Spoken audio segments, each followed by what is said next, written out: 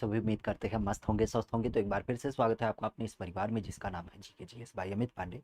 खासा आज के विषय की जब बात की जाए तो आज का विषय बड़ा गूढ़ है लेकिन महत्वपूर्ण भी है। भारत के राजनीति की जब बात की जाए या फिर भारत के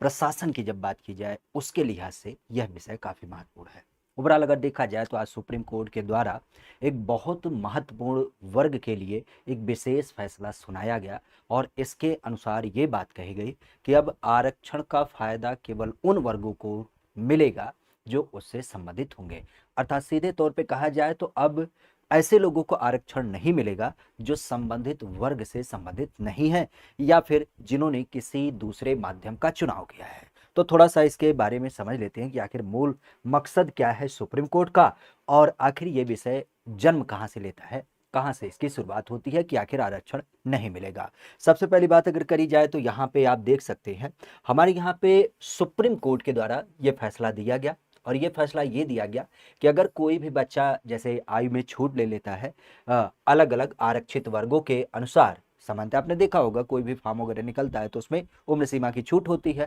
तो ऐसी दशा में ऐसे उम्मीदवार को क्या किया जाएगा, सामान्य श्रेणी के अंतर्गत चयनित नहीं किया जाएगा, अर्थात वह अपने आप को सामान्य श्रेणी के अंतर्गत काउंट नहीं कराएगा। सीधा सा यहाँ पे कॉन्सेप्ट है कि सुप्रीम कोर्ट ने कहा कि अगर आपने रिजर्वेशन का कोई भी प्रावधान का छूट दावा किया है, ऐसी अवस्था में आपके कितने भी नंबर हो तो आप जनरल कैटेगरी में नहीं जा सकते हैं। ओवरऑल यह सुप्रीम कोर्ट के द्वारा त्रिपुरा हाई कोर्ट का जो एक आदेश है उसको रद्द करते हुए दिया गया। समझिएगा, यहां पे अगर देखा जाए तो बात क्या कहेगी कि जो आरक्षित वर्ग है जैसे एससी है, एसटी है, ओबीसी है, इनको सामान्यतः आपने देखा होगा कि हर पहलू पे चाहे वो फीस की बात होती है, चाहे वह उम्र सीमा की बात होती है या शारीरिक मापजोक की बात की जाए तो वहां पे अलग अलग कैटेगरी में क्या होता है, अलग अलग वर्गों के लिए छूट दिया जाता है। तो ये कहा गया कि अगर आप छूट लेकर के किसी कैटेगरी के साथ आ रहे हैं तो ऐसी अवस्था में आपको क्या किया जाएगा, जनरल जो सामान्य कंपटीशन की बात आती है उस दशा में आप अनारक्षित सीटों पर चयनित किसी भी हाल में नहीं हो सकते हैं। यह किसके द्वारा कहा गया, तो यह सुप्रीम कोर्ट के द्वारा कहा गया। ओवरऑल इसके अंतर्गत एक मुख्य रूप से अगर बात कही जाए तो यहाँ पे सुप्रीम कोर्ट के द्वारा यह बात भी रखी गई कि अगर मान लेते हैं कोई व्यक्ति ऐसा है जो क्या करता है, खासा अगर यहाँ देखा जाए तो यहाँ पे सुप्रीम कोर्ट के द्वारा यह भी बात रखी गई कि अगर कोई उम्मीदवार ऐसा काम करता है कि उसने बिना किसी छूट के, मतलब शुरू से ही अपने आप को जनरल कैटेगरी में काउंट कराया है और ऐसी अवस्था में अपनी मेरिट बनाई है, अपनी मेरिट बनाई है, तो ऐसी अवस्था में क्या किया जाएगा, वह अगर जनरल का कट ऑफ पार करता है तो फिर क्या होगा, उसे जनरल सीट में ही काउंट किया जाएगा। तो बहरहाल यहाँ पे आप कह सकते हो कि मुख्य रूप से सुप्रीम कोर्ट के द्वारा मुख्य बात ये कही गई कि अगर कोई व्यक्ति कैटेगरी से संबंधित है और वह क्या करता है, उससे संबंधित छूट को लेता है जो सामान्यतः दिए जाते हैं उम्र को लेकर के, फीस को लेकर के, लंबाई को लेकर के, तो ऐसी अवस्था में वह कभी भी जनरल में फाइट नहीं कर पाएगा बल्कि वह अपनी कैटेगरी से ही क्या होगा, सेलेक्ट होगा। ये पूरा मूल था। अब यहाँ पे अगर देखा जाए तो फैसले के सार में समझने की बात करते हैं। एक्चुअली हमारे यहाँ पे जो सुप्रीम कोर्ट के जस्टिस हैं, जस्टिस सूर्यकांत और जस्टिस जय माल्या बागची,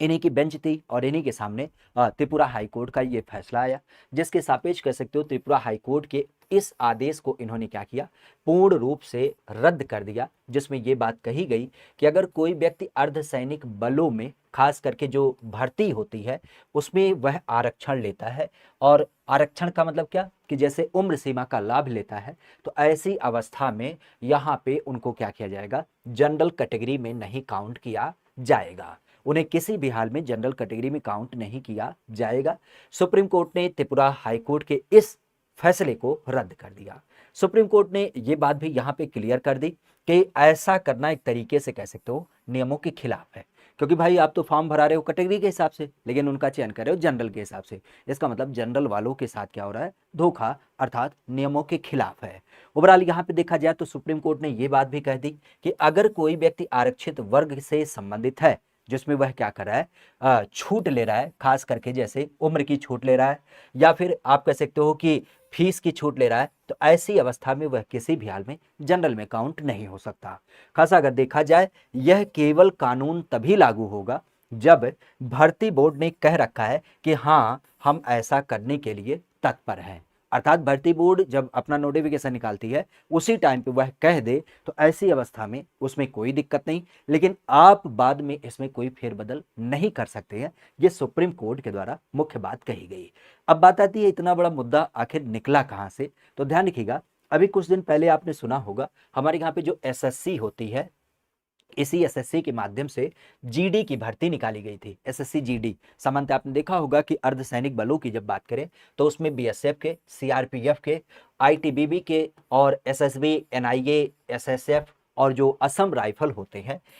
बेसिकली अर्धसैनिक बलों की, तो उनकी अलग अलग डिवीजन की क्या की जाती है, इसी एग्जाम के द्वारा भर्ती की जाती है। तो वहां पे हुआ क्या कि सामान्य कैटेगरी की जब बात की जाए तो सामान्य कैटेगरी के लिए जो उम्र सीमा रखी गई थी वो 18 से 23 वर्ष, ये आप तो जानते ही हैं। लेकिन यहीं पे जब हम बात करते हैं कैटेगरी वालों के लिए, अर्थात जैसे ओबीसी की बात करें तो ओबीसी के लिए रिजर्वेशन का प्रावधान होता है और इस लिहाज से क्या होता है, उनको 3 साल उम्र सीमा छूट दी जाती है। मतलब आप कह सकते हो कि सामान्य के लिए 18 से 23 है, लेकिन ओबीसी के लिए 3 साल उम्र की छूट है। फॉर्म इन्होंने क्या किया, छूट के आधार पे भरा। लेकिन जब बात आती है एग्जाम देने के बाद तो बहुत सारे उम्मीदवार ऐसे थे जो आरक्षित वर्ग में थे, मतलब ओबीसी से समय थे, जिन्होंने उम्र छूट का लाभ लेकर के क्या किया था, फॉर्म भरा था। अब उम्र छूट का लाभ लेकर के इन्होंने फॉर्म भरा था, लेकिन संयोग आप कह सकते हो कि ये ओबीसी कोटे में सेलेक्ट नहीं हुए, क्योंकि उसकी जितनी सीटें थी वो लगभग फुलफिल हो गई। ऐसी अवस्था में उन्होंने क्लेम किया कि हमारा जो नंबर है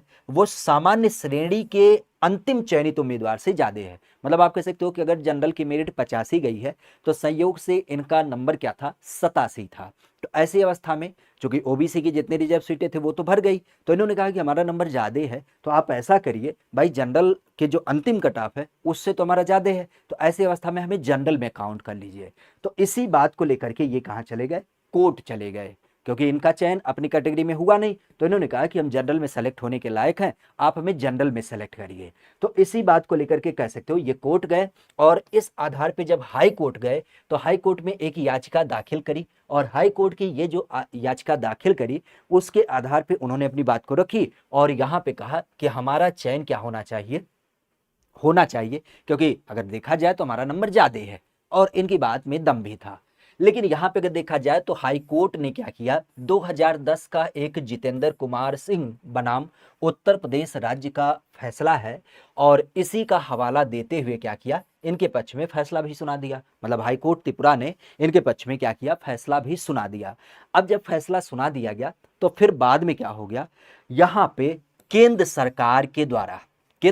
द्वारा ये जो हाई कोर्ट का फैसला दिया गया, चूंकि केंद्र सरकार ही आप कह सकते हो एक तरीके से एसएससी के माध्यम से ही चुनाव होता है, तो यहाँ पे एसएससी में बड़ा फेरबदल करना पड़ता है। इस लिहाज से एसएससी ने हाई कोर्ट के इस फैसले को क्या किया, सुप्रीम कोर्ट में चुनौती दे दी कि भैया अगर ऐसा करना पड़ा तब तो बहुत बड़ा फेरबदल करना पड़ेगा, और सीधे तौर पे अगर देखा जाए तो जनरल वालों के साथ यहाँ पे क्या हो जाएगा, धोखा होगा। और तीसरी बात अगर करी जाए तो इससे क्या होगा, बड़ी लेवल पे, अभी तो केवल कह सकते हो त्रिपुरा हाईकोर्ट ने कहा, फिर ऐसे हर राज्यों के माध्यम से क्या होंगी, ऐसी सूचनाएं आनी शुरू हो जाएंगी, तो फिर हमारे साथ क्या होगा। तो ऐसी अवस्था में सुप्रीम कोर्ट ने इन्होंने क्या की, इस बात को रखी। अब जब सुप्रीम कोर्ट की जब बात की जाए तो सुप्रीम कोर्ट में जब आपका ये कह सकते हो कि कोर्ट का फैसला गया, तो 1 जुलाई 1998 के एक ऑफिस मेमोरेंडम की बात की जाए तो उसका हवाला देते हुए यहां पे ये बात रखी गई कि देखो, अगर कोई व्यक्ति उम्र में या किसी अन्य प्रकार की छूट लेता है तो ऐसी अवस्था में उसे हम सामान्य कैटेगरी के सीटों पर काउंट नहीं कर सकते हैं, सुप्रीम कोर्ट ने साफ कहा। ऑफिस मेमोरेंडम 1998 की जब बात की जाए तो उसमें यह साफ कहा गया कि देखो, अगर आपने किसी कैटेगरी का फायदा लिया है, फीस का, उम्र का, तो ऐसी अवस्था में हम कैसे जनरल में आपको काउंट कर ले, क्योंकि आप तो पहले से ही बाहर थे। अगर देखा जाए तो आप तो जनरल में भी फाइल करने वाले नहीं थे अगर आपको छूट ना दिया जाता, और फिर बाद में आप आकर के और कह रहे हो कि हमें जनरल में काउंट किया जाए, ये तो सरासर गलत हो जाएगा, और सीधे तौर पे अगर कहा जाए तो जनरल वालों के साथ धोखा होगा। और इसी नाते हम आपको क्या करेंगे, यहाँ पे शामिल करने की कतई गुहार नहीं लगाएंगे। ओवरऑल अगर देखा जाए तो ध्यान रखिएगा, यही पूरा वर्डिक्ट था और यही पूरा मसला था। वैसे रिजर्वेशन की जब बात की जाए तो रिजर्वेशन का जो हमारे यहाँ पे प्रावधान है, अगर हम इसकी बात करें तो रिजर्वेशन जो हमारे यहाँ पे शुरू किया गया है उसका जो मूल उद्देश्य है वो यही है कि लोगों को समान अवसर दिया जा सके, अलग अलग कह सकते हो कि पहलुओं पे अगर उनके साथ किसी प्रकार का ऐतिहासिक अन्याय हुआ है तो ऐसी अवस्था में उसको कैसे दूर किया जाए, वह यहाँ पे बात की जाती है। और साथ ही साथ हमारे समाज में सामाजिक न्याय की बात आती है तो उसको कैसे स्टेब्लिश किया जाए, उन मुद्दों को लेकर के हमारे यहाँ पे रिजर्वेशन के प्रावधान आपको देख मिलते हैं। ओवरऑल अगर हम रिजर्वेशन की बात करें तो संविधान में इसी को लेकर के कुछ एक आर्टिकल, कुछ एक प्रावधान दिए गए हैं। जैसे संविधान का अनुच्छेद 15(4) ये कहता है कि राज्य सामाजिक स्तर पे और शैक्षणिक रूप से जो आपके पिछड़े वर्ग हैं, जिन्हें हम SC, ST, SE, BC कहते हैं, उनके लिए शैक्षणिक संस्थानों में क्या करेगा, विशेष स्पेशल प्रावधान करेगा और यह इसके लिए इनको अनुमति भी देता है राज्य को। यहाँ पे अनुच्छेद 16(4) की जब बात करें तो ये क्या कहता है, ये कहता है कि जितने भी आपके पिछड़े वर्ग हैं अगर वो सरकारी नौकरी में जाना चाहते हैं तो ऐसी अवस्था में उनको क्या किया जाए, आरक्षण दिया जाए। ये राज्य के पास एक तरीके से अनुमति होती है। अनुच्छेद 16(6) की बात की जाए तो ये अभी आपने देखा संविधान का अनुच्छेद